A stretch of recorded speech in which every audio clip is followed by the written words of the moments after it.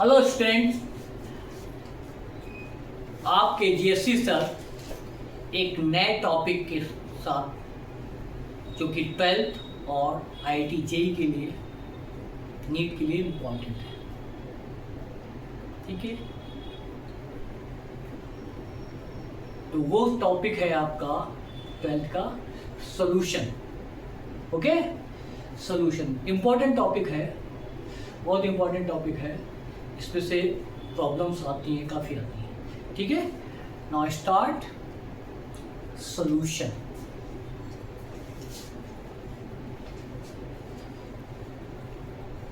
Solution. What is the solution? Solution is a homogeneous mixture. Homogeneous mixture. Solution is the homogeneous mixture. किसका? Homogeneous mixture of two or more component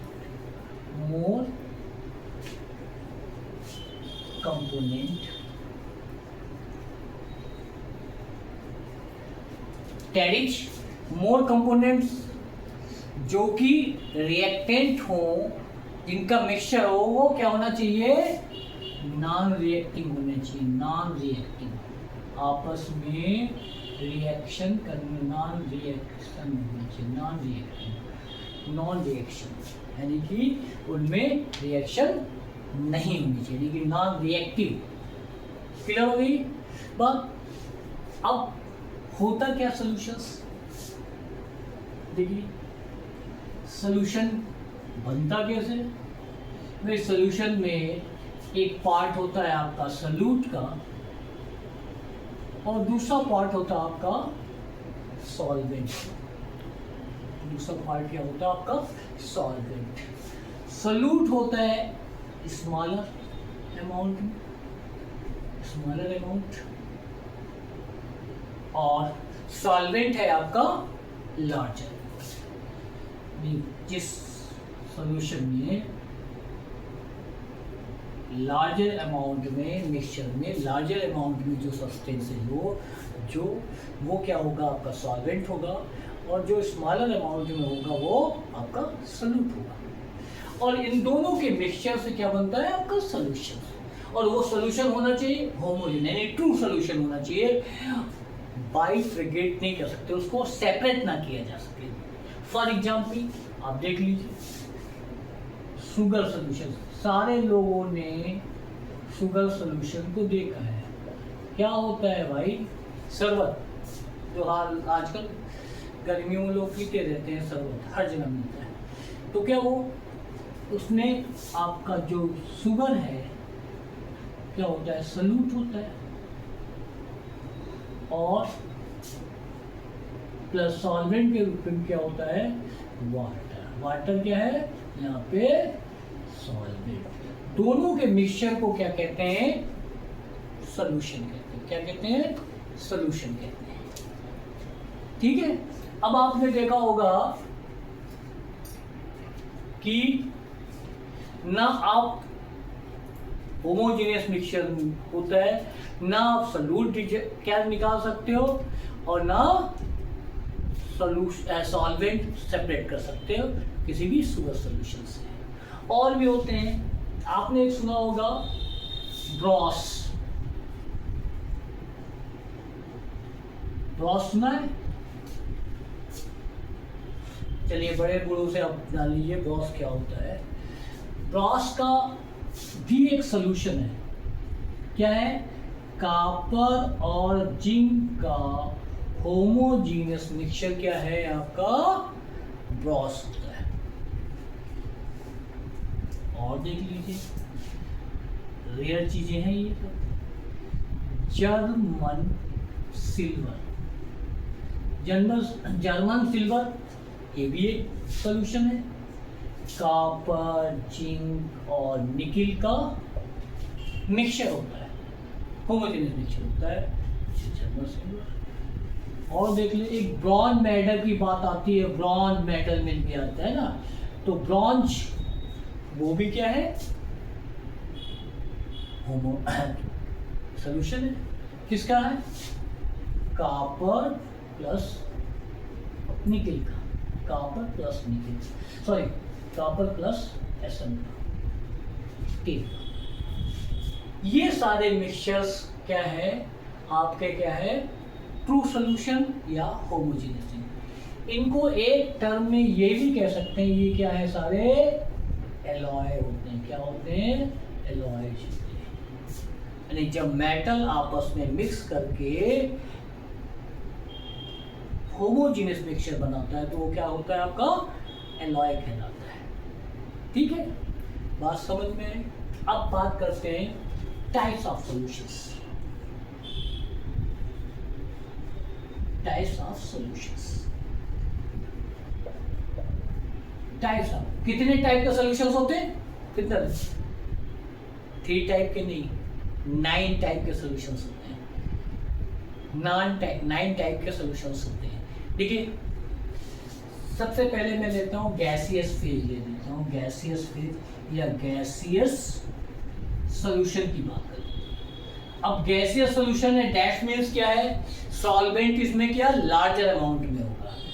तो देख लीजिए, gas solute है और gas ही solvent है। Gas solute और gas ही solvent, तो इसका एग्जाम्पल क्या हो सकता है, बहुत सिंपल है, एयर।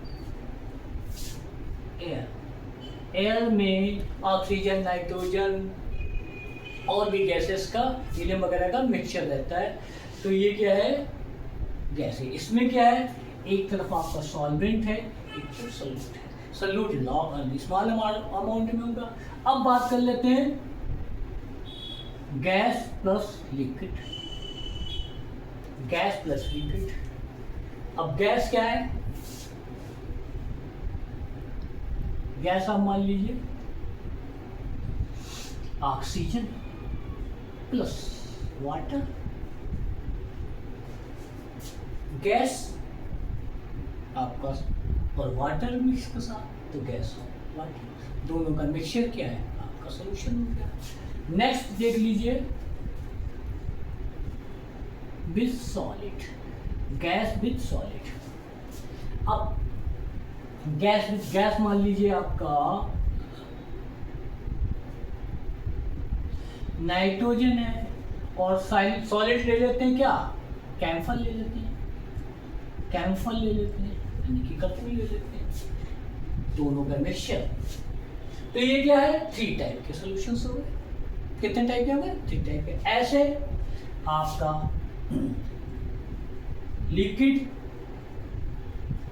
सॉल्यूशंस में क्या होगा, लिक्विड सॉल्यूशन में देखिए, चलिए लिक्विड आपका सॉल्वेंट, गैस आपका सॉल्यूट। लिक्विड आपका सॉल्वेंट, गैस आपका सॉल्यूट। अब देखिए क्लोरोफॉर्म के साथ नाइट्रोजन का मिक्सचर क्या हो गया, क्लोरोफॉर्म लिक्विड, नाइट्रोजन का मिक्सचर क्या है, as a solution. Next liquid into liquid.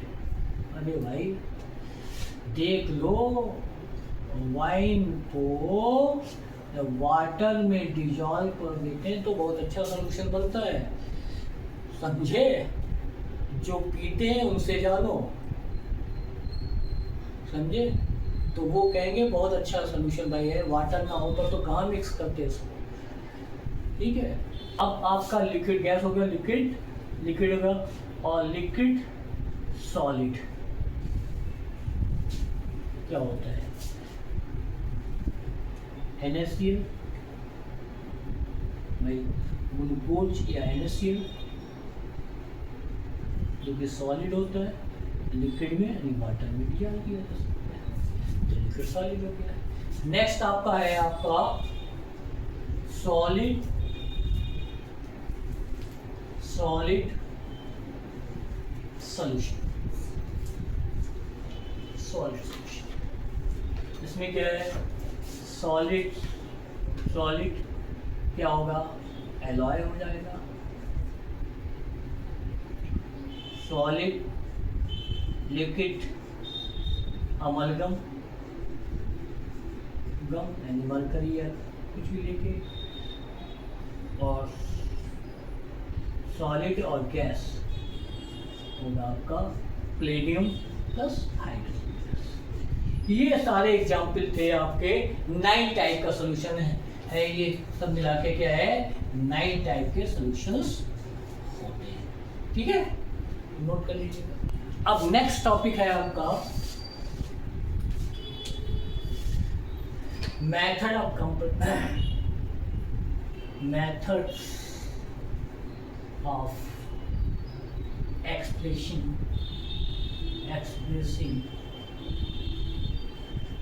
concentration of solution, यानी सॉल्यूशन को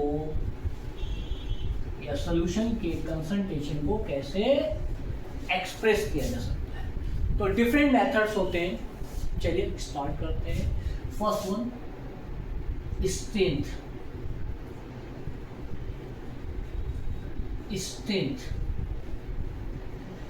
उससे कितनी स्ट्रेंथ है, किस स्ट्रेंथ का सॉल्यूशन बना हुआ। तो क्या होता है स्ट्रेंथ में amount of solute in gram dissolve V litre solution is called strength. इसकी डेफिनेशन क्या है, the amount of solute in gram dissolve in V litre solution is called strength. तो फॉर्मूला क्या हो गया, सॉल्यूट इन ग्राम और upon volume in litre. तो क्या हो गया, solute upon volume in litre. अब इसी स्ट्रेंथ को परसेंटेज में आपको करना हो, strength in percentage, strength in percentage क्या होगा देख लीजिए, solute in gram weight upon volume in litre into 100, strength percentage में भी आ जाएगी। अब नेक्स्ट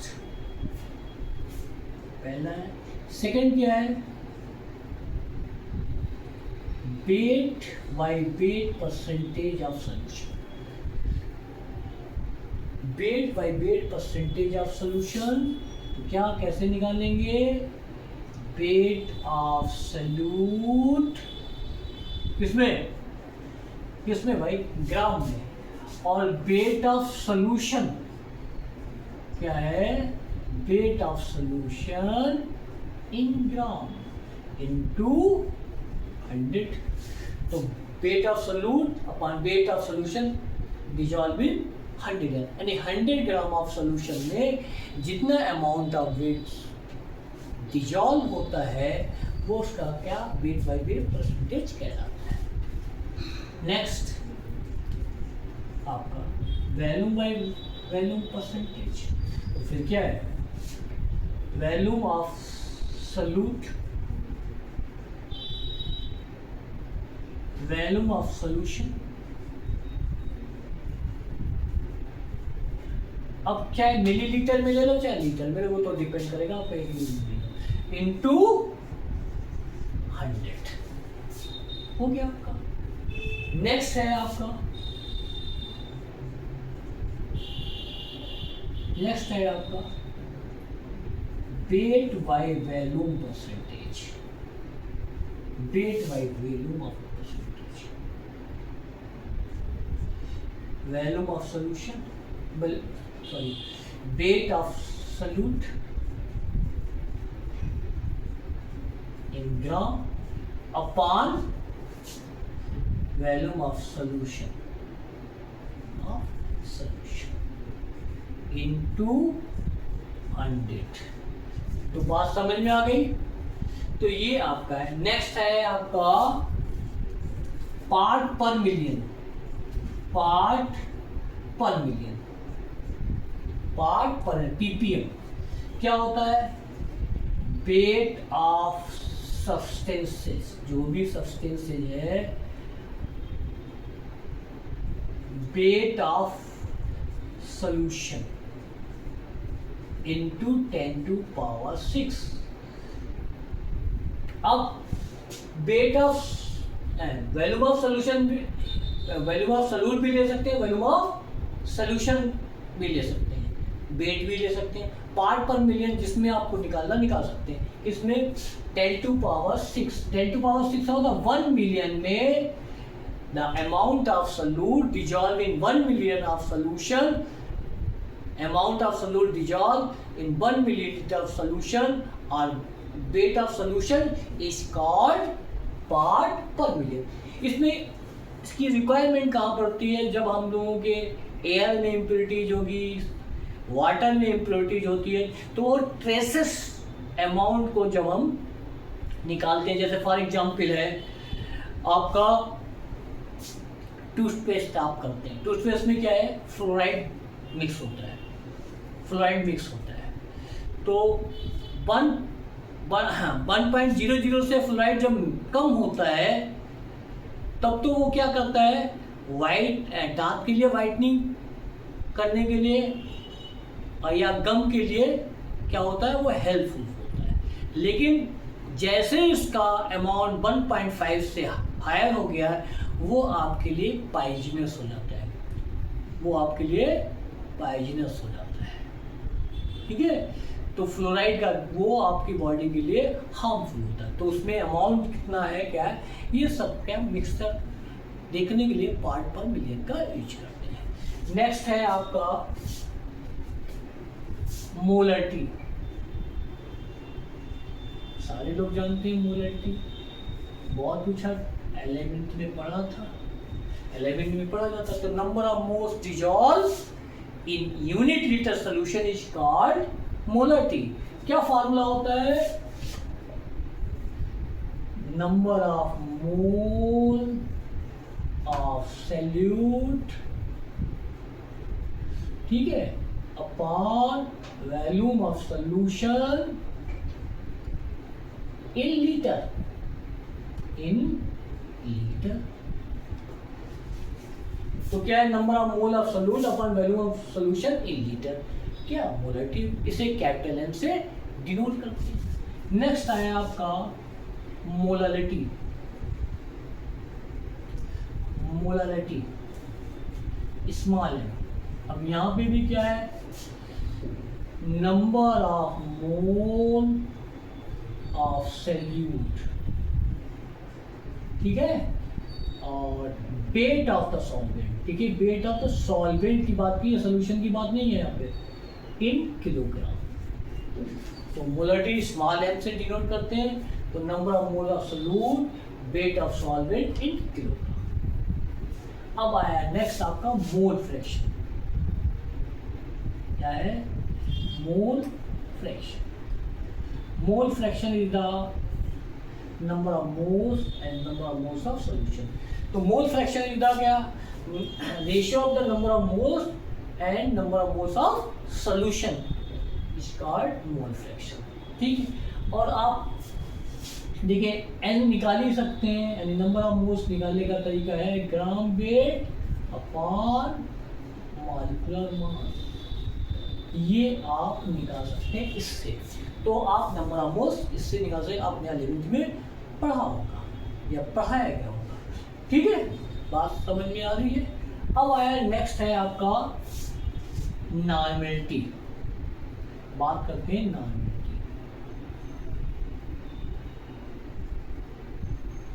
नॉर्मेलिटी क्या होता है? नॉर्मेलिटी क्या होता है आपका? Number of gram equivalent, number of gram equivalent, equivalent, number of gram equivalent upon value में लीटर, वैल्यू में लीटर। तो क्या है? नॉर्मेलिटी की डेफिनेशन क्या हो सकती है? क्या हो सकती है? Number of gram equivalent dissolve in unit litre solution is called normality. ठीक, अब आपको ये तो पता नहीं नंबर ऑफ ग्राम इक्विवेलेंट कैसे निकालेंगे, तो उसके लिए मैं आपको फार्मूला बताता हूँ कैसे निकालना है। तो number of gram equivalent equal to, अब acid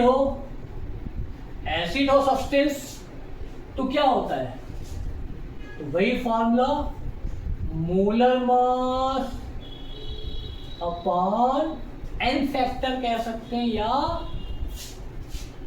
basicity of acid, basicity of acid. अब बेसिसिटी एसिड की क्या होगी, जैसे HCl है तो जितना ionizable number of hydrogen ion होगा वो इसकी बेसिसिटी, लाइक दैट HCl है उसकी बेसिसिटी कितनी 1, एसिटिक एसिड है इसकी बेसिसिटी कितनी है 1, यानी CH3COOH होता है, हाइड्रोजन का नंबर ज्यादा है लेकिन इसकी आयनाइजेशन कितना होगा, केवल एक हाइड्रोजन का हो तो उसकी क्या है बेसिसिटी 1 होगी। अब बात करते हैं नंबर ऑफ ग्राम इक्विवेलेंट किसकी, बेस की बात करते हैं तो सीधे वही बात है, मोलर मास अपॉन एसिडिटी। अब नंबर ऑफ ग्राम इक्विवेलेंट किसकी बात करते हैं, साल्ट की बात कर लेते हैं। ग्राम इक्विवेलेंट ध्यान दीजिएगा क्योंकि ये एक बार आ गया तो अब थोड़ा सा स्पीड में बताते चले जाएंगे। तो क्या है, अब इसमें क्या है मोलर मास अपॉन क्या होगा number of cationic charge and anionic charge, anionic charge, anionic यानी साल्ट क्या है, सोडियम क्लोराइड साल्ट है, सोडियम पर कितना चार्ज होता है आयनाइजेशन में, पॉजिटिव चार्ज, या पॉजिटिव चार्ज और क्लोराइड पे कितना चार्ज होता है नेगेटिव। चाहे सोडियम का चार्ज ले लो और चाहे क्लोराइड का चार्ज ले लो, किसी से भी डिवाइड कर दोगे तो ये आपका, अब ये जितनी भी क्वांटिटीज हैं, अभी क्वेश्चन होता है इसमें कितनी क्वांटिटीज हैं जो टेम्परेचर डिपेंडेंट है, कितनी क्वांटिटी जो है कंसंट्रेशन को एक्सप्रेस करने के लिए जितनी सारी क्वांटिटीज है कौन सी टेम्परेचर डिपेंडेंट है। इसके लिए आपको एक काम करना पड़ेगा, जहां जहां पे वॉल्यूम दिखाई पड़ता है तो वो क्या होगा टेम्परेचर डिपेंडेंट होगा, क्या होगा वो टेम्परेचर डिपेंडेंट। लाइक दैट देखिए सबसे पहले आपका क्या है मोलरिटी क्या है टेम्परेचर डिपेंडेंट है, मोलरिटी नहीं है, मोल फ्रैक्शन नहीं है, नॉर्मलिटी है, वॉल्यूम है, ये भी है, और कहां पे है आपका ये भी है। अब यहाँ पे सोल्यूशन होता तो ये भी हो जाती, सोल्यूशन नहीं है, जहां वॉल्यूम है वहां पे क्या है टेम्परेचर डिपेंडेंट क्वांटिटी कहलाएगी। यानी मोलरिटी और मोलरिटी में कौन टेम्परेचर इंडिपेंडेंट है ऐसे पूछा जा सकता है, तो क्या मोलरिटी क्या है टेम्परेचर इंडिपेंडेंट है, ठीक है। इसकी वजह से एक बात और समझ लीजिए, इसकी वजह से क्या है मोलर कंसंट्रेशन, मोलरिटी को एक्सप्रेस करने यानी कंसंट्रेशन को एक्सप्रेस करने के लिए मोलरिटी ज़्यादा बेटर ऑप्शन नहीं कंपेयर टू मोलरिटी। तो मोलरिटी क्या होती है लिख लीजिए चाहे तो, मोलरिटी इज द बेस्ट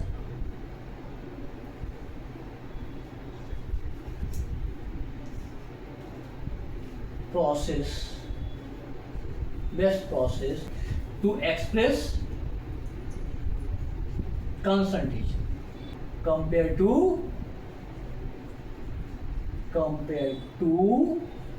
किससे मोलरिटी, ठीक है। ये क्वेश्चन पूछा जा सकता है, IIT JEE में भी आ सकता है, मेन में आ सकता है, नीट में आ सकता है ना, इसमें आ सकता है। 12th में इस टाइप के क्वेश्चंस नहीं पूछा क्योंकि इसमें, ठीक है, ओके चल। अब नेक्स्ट टॉपिक है आपका क्या, आप कुछ रिलेशंस बता देते हैं। Relation between molality and molality. तो पहला रिलेशन क्या है, मोलालिटी इक्वल टू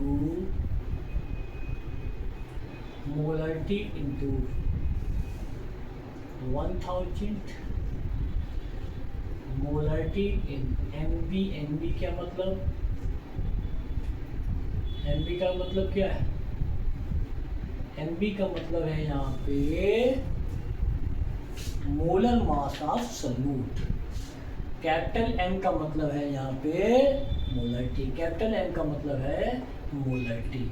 और ये रिलेशन होता है मोलारिटी क्या है, ये मोलारिटी है लिपिड, ठीक है। अब बात करते हैं, नेक्स्ट है आपका relation between molarity and mole fraction. Mole fraction देखिए, molarity equal to mole fraction of solute 1000 into density, mole fraction of solvent into molar mass of solvent plus mole fraction of solute into molar mass of solute. ये relation होता है आप क्या, mole fraction और molarity का, ठीक है। Next है आपका relation between molarity and normality. Normality with density, with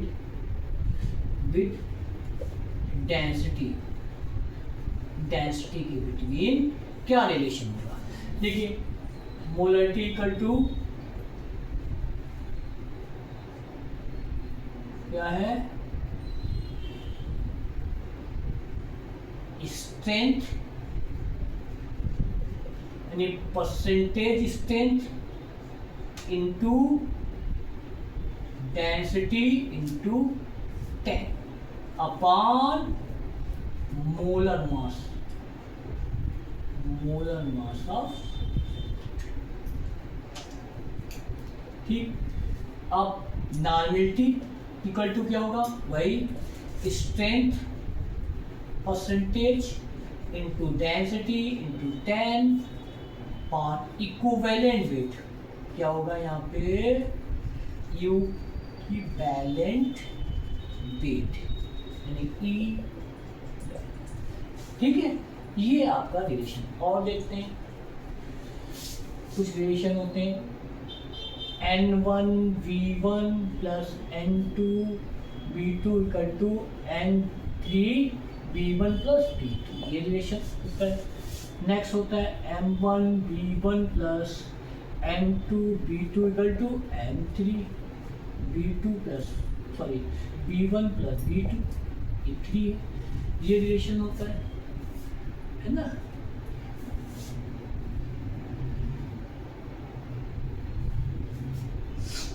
देखिए और रिलेशन दिखाते हैं, normality equal to molarity, normality of acid, acid की नॉर्मलिटी होगी टू बेसिसिटी, बेस की होगी, बेस की नॉर्मलिटी होगी तो मोलारिटी इनटू एसिडिटी, ठीक है। ये सारे रिलेशन होते हैं। अब इसके ऊपर हम लोग न्यूमेरिकल करेंगे, नोट कर लीजिए। नेक्स्ट टॉपिक है आपका सॉल्विलिटी। सॉल्युबिलिटी सॉल्वेंटी क्या होता है, कितना अमाउंट किसी सॉल्वेंट में डिजॉल्व हो सकता है वह उस सॉल्यूट की, उस सब्सटेंस की सॉल्वेंटी कहलाता है। तो को डिफाइन क्या कर सकते हैं हम लोग, सॉल्वेंटी को ऐसे डिफाइन कर सकते हैं, amount of solute dissolve in 100 gram of solvent. Amount of solute लिख लीजिए चाहे तो, अमाउंट ऑफ सॉल्यूट सॉल्विल लिख लीजिए, soluble in 100 gram solvent is called solubility of substance.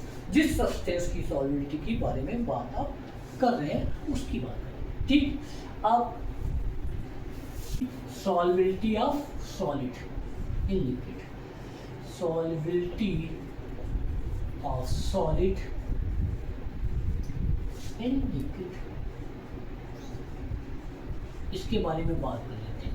अब अमाउंट ऑफ सॉल्यूट है, वो डिजॉल्व हो रहा है किसी लिक्विड में, तो उसकी सॉल्वेंटी होगी। अब सॉल्वेंटी क्या है, कभी क्या होता है सॉल्वेंटी कम हो जाती है, कभी सॉल्वेंटी बढ़ जाती है। अब क्या होते हैं, क्या क्या फैक्टर होते हैं, नेचर ऑफ, क्या फैक्टर होते हैं, nature of solute and solvent. First factor आप देख लीजिए क्या होता है, nature of solute and solvent, solute and solvent. अब सेम नेचर के हैं, सेम नेचर का मतलब क्या है, इनके बीच में सॉल्यूट, सुन लीजिए बहुत मतलब की बात है, सॉल्यूट और सॉल्वेंट के बीच में इंटरएक्शन फोर्स सिमिलर है, इंटरएक्शन फोर्स सेम है, तो क्या होगा, इजीली सॉल्वेबल हो जाएंगे, एक दूसरे में मिक्स हो जाएंगे। जैसे इनऑर्गेनिक सॉल्यूट इनऑर्गेनिक सॉल्वेंट में क्या होता है, इजीली डिजॉल्व हो जाता है। तो क्या, लाइक डिजॉल्व लाइक, जैसे में तैसा घुल जाता है। और आप चाहे इनऑर्गेनिक सॉल्वेंट सोडियम क्लोराइड को आप बेंजीन में, केरोसिन में डिजॉल्व करना चाहें तो नहीं हो सकता है। तो क्या है, उनके बिटवीन क्या इंटरएक्शन फोर्स क्या है, कम होगा, यानी कि होगा ही नहीं, सिमिलर ही नहीं इंटरएक्शन फोर्स। तो क्या वो डिफर कर जाते हैं एक दूसरे से, तो मिक्स नहीं होते। तो nature of solute and solvent पे डिपेंड करता है कि आपकी सॉल्वेंटी सॉल्यूट की है।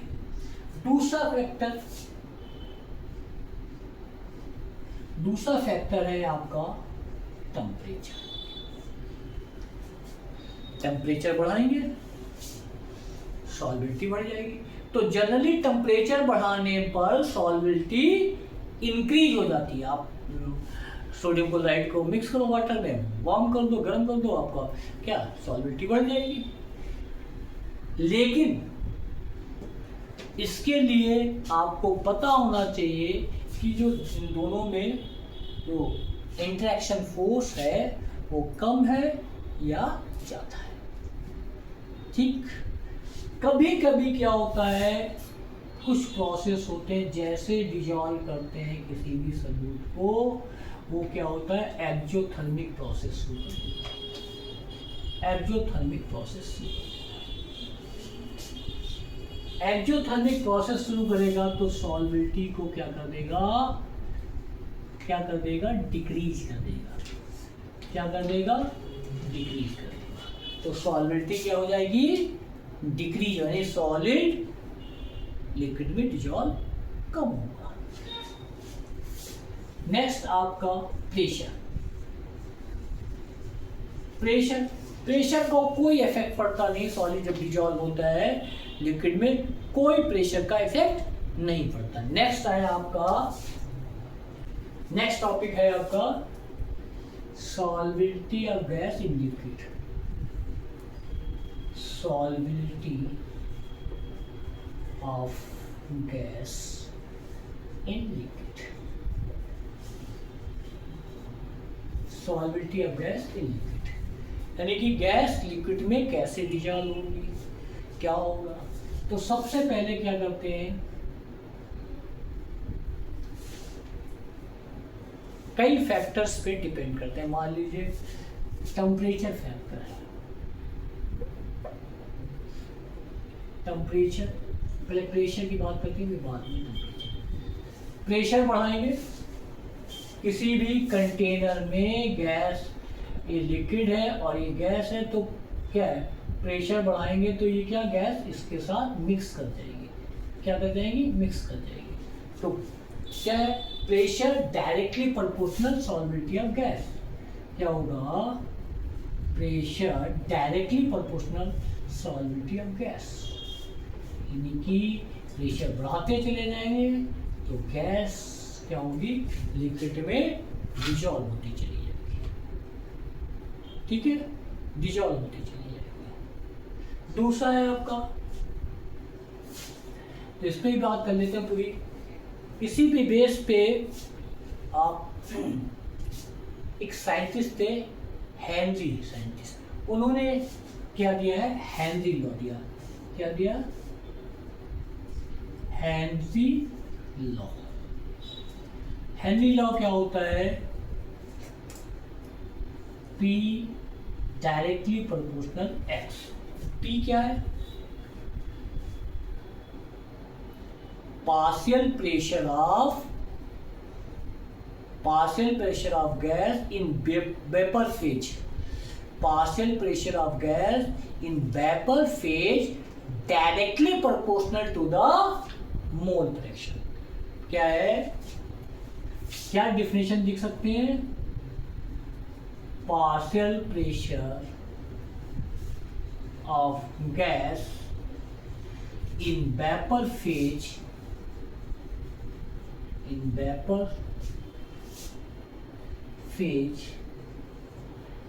directly proportional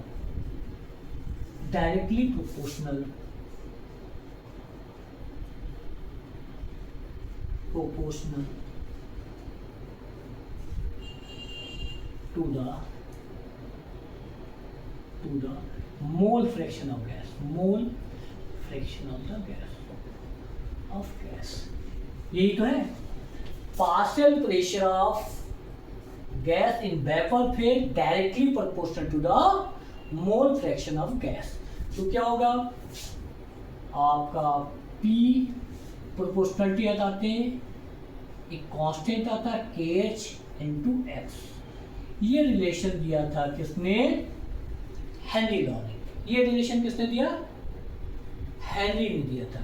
अब ये यहाँ पे KH जो है, जो KH है वो क्या है, हेनरी लॉ कांस्टेंट कहलाता है, क्या कहलाता है, हेनरी लॉ कांस्टेंट, ठीक।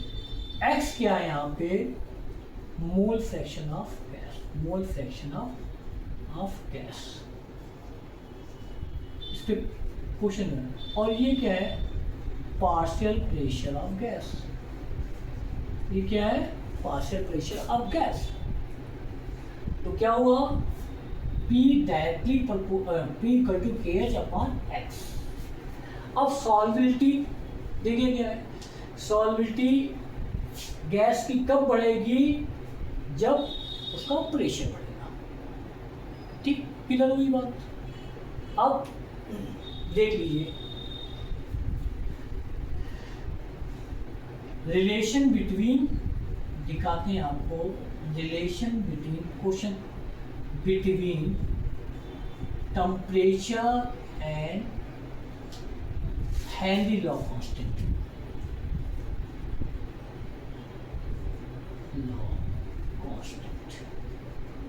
देखिए नाइट्रोजन गैस है 298 केल्विन टेम्परेचर है, और नाइट्रोजन गैस है 303 केल्विन। तो KH की वैल्यू कितनी है 76.48 और 88.84।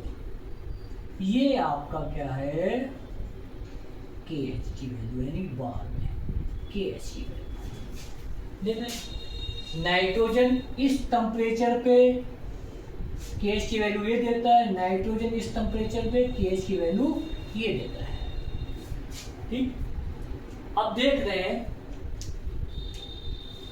सॉल्विलिटी, KH का रिलेशन सॉल्विलिटी से क्या है 1/x, यानी कि मोल फ्रैक्शन क्या है इनडायरेक्टली प्रोपोर्शनल है। तो जैसे जैसे टेम्परेचर बढ़ता जाएगा किसी भी गैस का, उसका हेनरी लॉ कांस्टेंट तो बढ़ेगा, हेनरी लॉ कांस्टेंट तो बढ़ेगा, वो डायरेक्टली प्रोपोर्शनल है। हेनरी लॉ कांस्टेंट क्या है डायरेक्टली प्रोपोर्शनल होगा, लेकिन सॉल्विलिटी डिक्रीज होती चली जाएगी। तो इस पे क्वेश्चन बन सकता है, ध्यान दीजिए। तो मैं रिलेशन बना देता हूं, क्या है temperature directly proportional KH indirectly proportional solubility of gas, solubility of gas, ये ध्यान देना। ठीक है, चलते हैं एप्लीकेशन की तरफ। नोट कर, तो नेक्स्ट टॉपिक है एप्लीकेशन ऑफ हेनरी लॉ।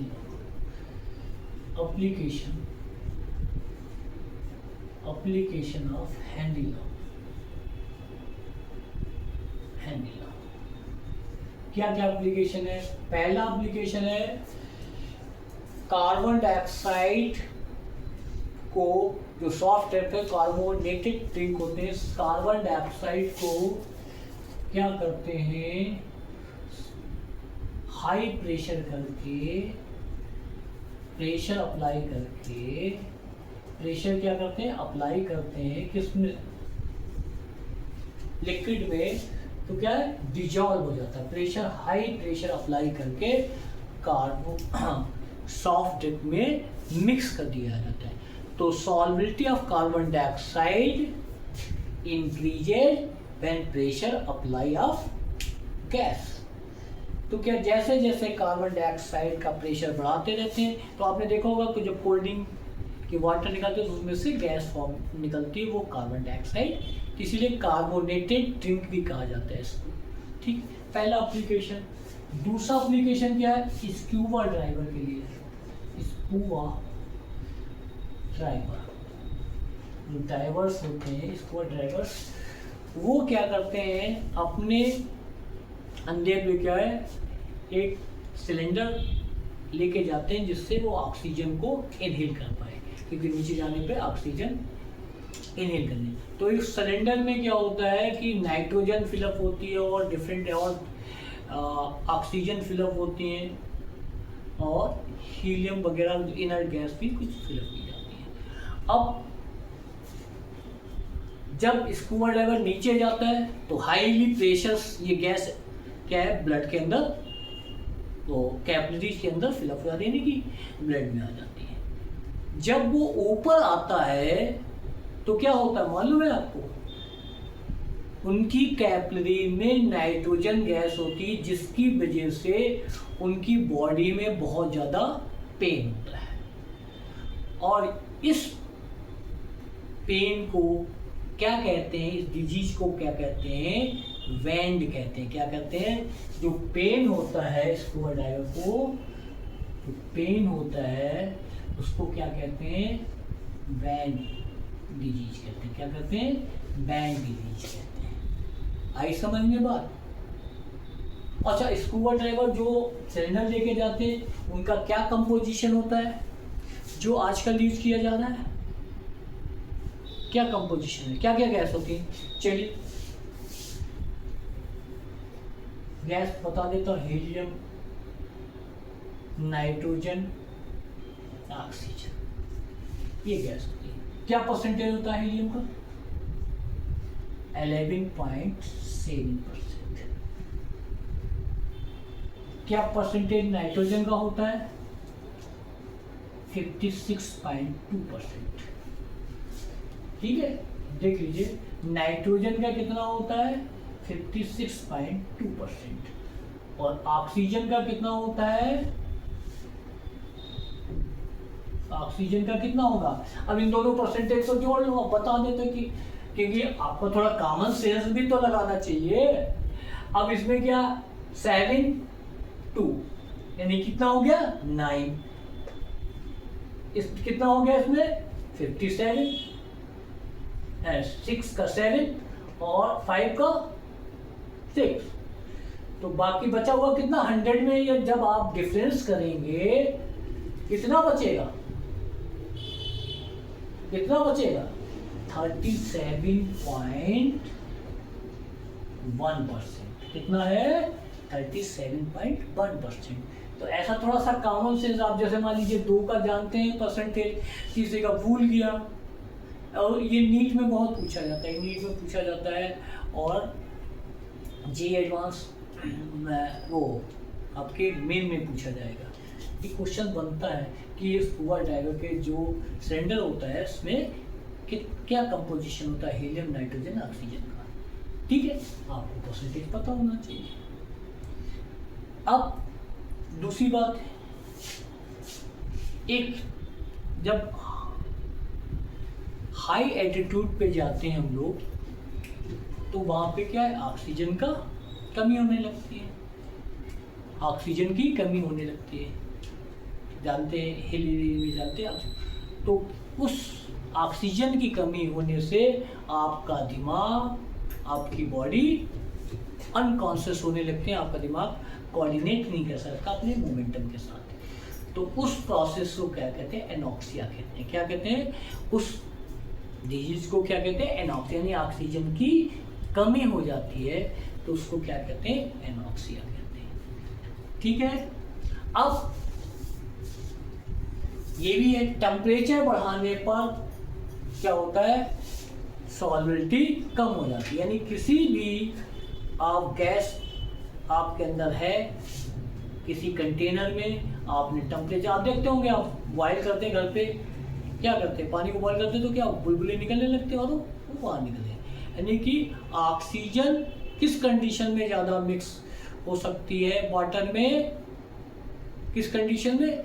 जब उसका टेम्परेचर कम होता। तो ये क्वेश्चन बनता है, एक्वाटिक जो एक्वाटिक एनिमल्स होते हैं वो कोल्ड कंडीशंस में ज़्यादा सरवाइव करते हैं कंपेयर टू वार्म कंडीशन। उसका रीजन यही है कि ऑक्सीजन क्या होती है, कोल्ड कंडीशन में क्या होती है, मिक्स रहती है वाटर में, जिसकी वजह से उनको ऑक्सीजन इनहेल करने में आसानी रहती है। ऑक्सीजन का अमाउंट कोल्ड कंडीशन में वाटर में ज़्यादा होता है। तो इसमें भी क्वेश्चंस पूछा जाता है, यही पूछा जाता है, why are more comfort aquatic animal in cold water? तब इसका आंसर यही होता है कि because concentration of oxygen greater cold water compare to warm water. Okay, चलिए अब इस लेक्चर को आप अच्छी तरीके से देखिएगा, पढ़िएगा, और इस वीडियो को आप लाइक कीजिए, शेयर कीजिए, और मेरे चैनल को सब्सक्राइब कीजिए, जिससे आपको लगातार न्यू लेक्चर्स, आपको वीडियोज मिलते रहें। Okay, thank you.